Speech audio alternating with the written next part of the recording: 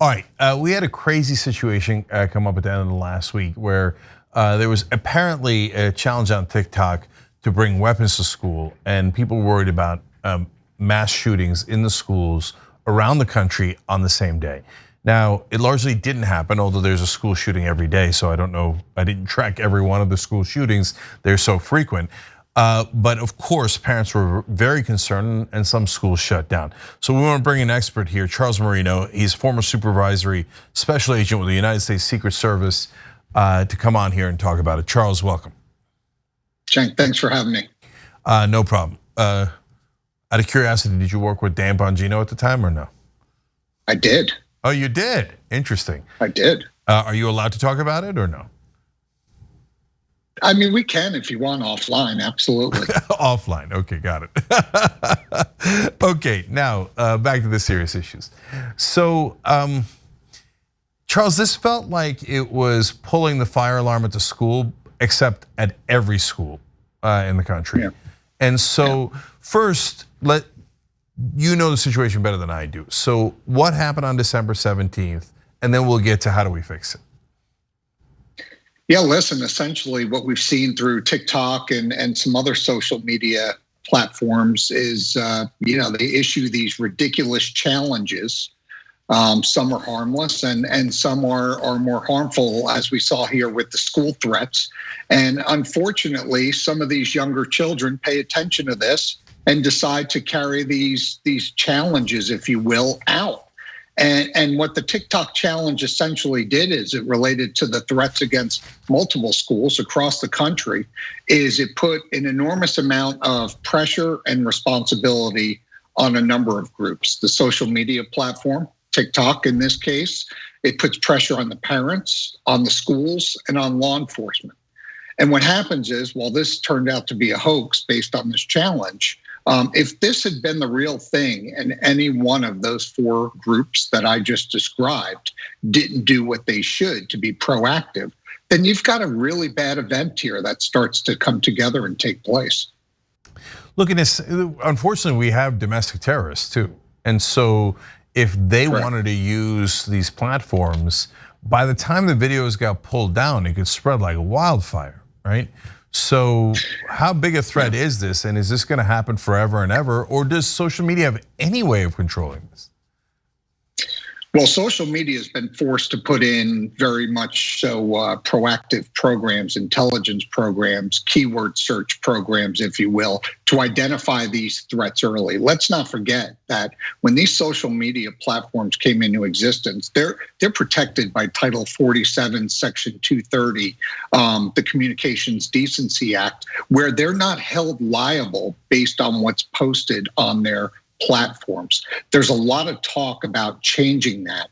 And this is one example of why people want to see this changed, because they feel that it's going to provide more of an urgent undertaking and responsibility to the platforms themselves if they bear some responsibility to what's posted on there. Now, the social media platforms don't want those changes to come, although offline they tell you that they probably are needed with the evolution of social media. But as a result, they're going to be more proactive and responsible in relaying those threats to the people that need to know, and primarily to law enforcement, as we saw in this case. Yeah, these challenges are, I mean, anywhere from very dangerous to a real pain in the ass. I mean, one of the challenges was to slap a teacher on one day. Oh my God, that drives me nuts. That's awful, awful. Yeah. And so, but now on the more serious stuff, you talk about profiles. So when you're looking out for on a day like December 17th, where theoretically a school shooting could happen anywhere in the country, and I don't love profiles, but we talk about if they're necessary, et cetera. But what do you think is the profile to look for here? Yeah, I can tell you, my former agency, the Secret Service, has this great division, the National Threat Assessment Center, that participates and works with local law enforcement and school districts around the country to teach them about events that have taken place and what could have been done better. And also those events that have been disrupted. In their latest report, for example, they studied 67 school plots that were disrupted. And why were they disrupted? They were disrupted because something was picked up on the front end by the teacher, a parent, by law enforcement. In other words, it was proactive. But based on their studies, if we had to go, through a profile, listen, it's straightforward. And I know I agree with you what you say. Normally you don't like profiles, but in this case where you're learning and gathering all this information from one of the premier law enforcement and intelligence agencies in the country, I think the Secret Service calls it right here. And that is, they're white teenagers. They either are attending the school that's being threatened or have attended the school.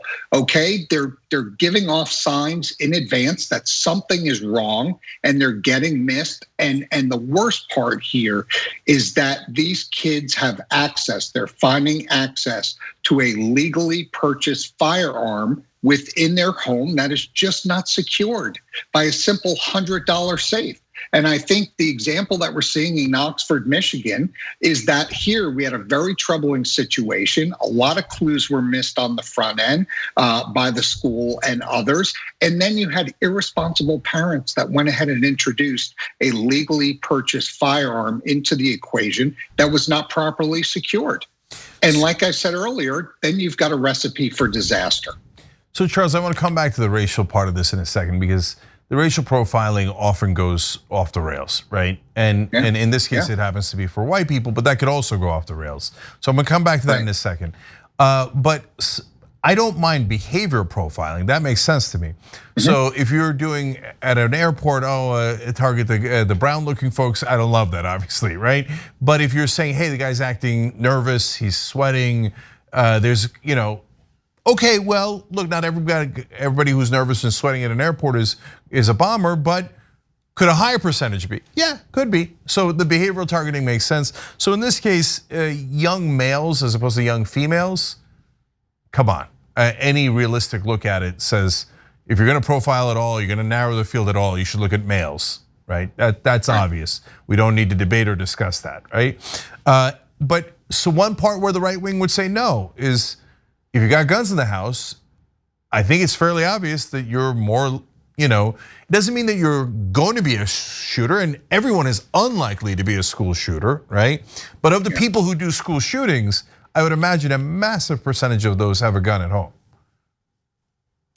Well, here's the deal, and that is legal gun owners have a responsibility to secure firearms responsibly. I'm a legal gun owner, and I secure all my firearms, put them in a safe place, keep them away from children, make sure they're locked up, and that goes for the ammunition as well. So I think what we see taking place in Oxford with respect to, the shooter's parents, I think that's the way we need to go.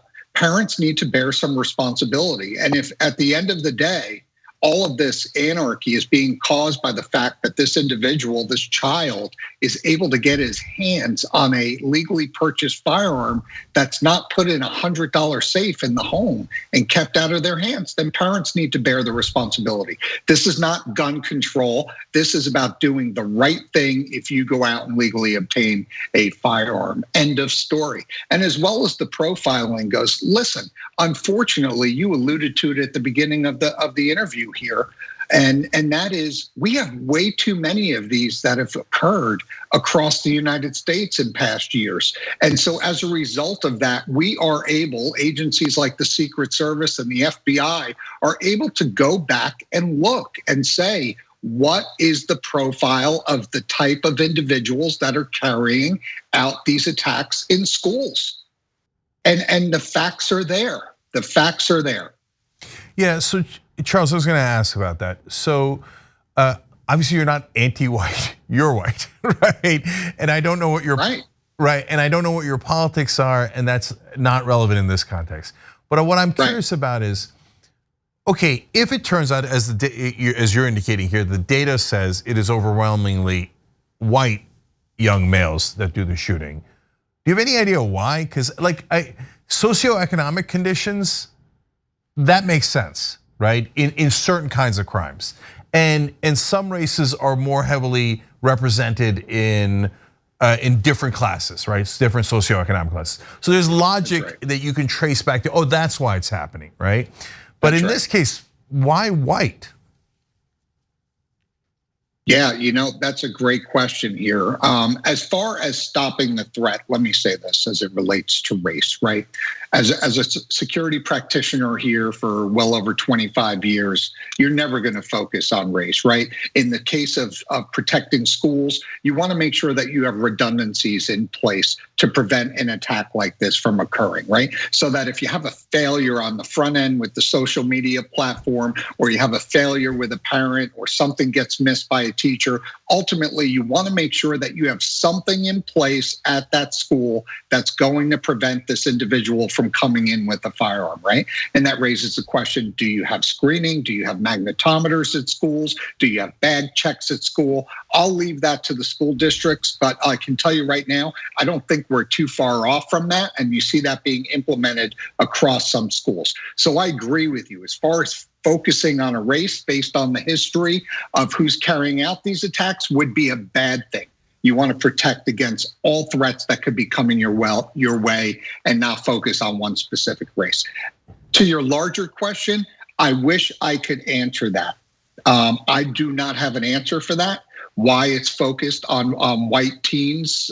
These are young adults that, come from typically good families that just did not do the right thing as it comes to a firearm or miss some warning signs. All right, I have a comment, and then I'll last question after that. Because as you and I were discussing this, Charles, I came up with a theory. I mean, I never connected it before, but it could be that honestly, a higher percentage of white families are right wing, and the right wing in this country is more in favor of gun rights and are more likely to have guns in the house. It's not that they're white, it's that there are more guns in the house that lead to the school shootings. That could be it. But even so, I don't think we should profile based on race. It's not worth the damage that it does to divide us based on race in a situation like this for the extra percentage chance that you're going to profile correctly, which I think is small. Does that sound right to you? At least the second half? I'm going to say the same way we're talking about not focusing on race. I would also not focus on political ideology, right? As it relates to weapons. Listen, I'm down here in South Carolina, and I can tell you one thing, Cenk, and that is on both sides of the aisle down here, everybody has firearms. It doesn't matter if you're a Republican, an independent, or a Democrat. There's firearms in the home, right? They're used for hunting, they're used for clay shooting. So, in a place like South Carolina, that would be a detriment, right? To try and figure out, well, why is it that, these young white kids that are shooting up schools? Is it because their parents are right wing and have more guns? In a place like this, no, everybody's got guns, right? So, I think that's kind of the wrong path. And there's definitely got to be some deeper meaning down here. Is it, because of means? Is it because of the ability to purchase these things? Is it because they want to introduce younger kids to weapons earlier in their life? I don't know what it is, but whatever it is, there's a way to stop it. That you got to secure the things that are in the house, the weapons that are in the house. And the other thing is you got to stop them from getting in the schools, right? So if you do those two things and these kids can't get their hands on what can do the most damage in the least amount of time, right? That stops the first part of the equation. And if by chance they get their hands on them, and make sure they don't get into the schools. But really a good threat management program introduced by the school, identify these key indicators early. And in most cases, these kids, they need help. Yeah, so Charles, I was gonna get to the last question. By the way, just to be absolutely clear for the audience, we both agree the white part is by far the least relevant part and that they should not focus on that in the profiling. So absolutely. Yes, so now the question is, look, I think, especially after this last case, that there should be a rebuttable presumption of the parents being at least negligent, and that they should be investigated in every one of these school shootings. And I know it's traumatic for the parents, they went through something here, but how'd they get the gun? How'd the kid get the gun? And so I'm saying you can rebut the presumption. You can show, no, we did everything we could and we were not negligent. But I think that as a matter of course, we should look at the parents every time. I'm curious what you think about it. No, I agree with you. I mean, I think it's about time. I've heard enough of this, as you have, and the rest of the country has, and I think the American public, especially folks, I've got kids, in middle school here and in high school, and this is my nightmare.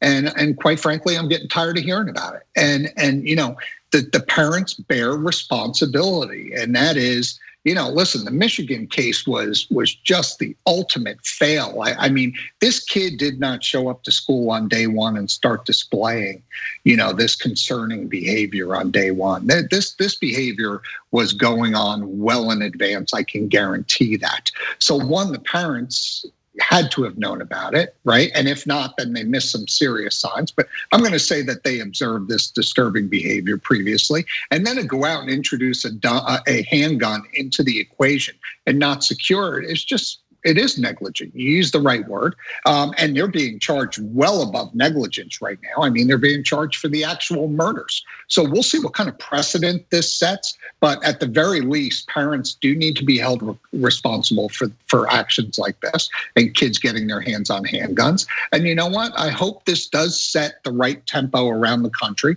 and makes other gun owners, whether they're on the right side or the left side of the aisle, makes them step up and become more responsible with handguns in the house.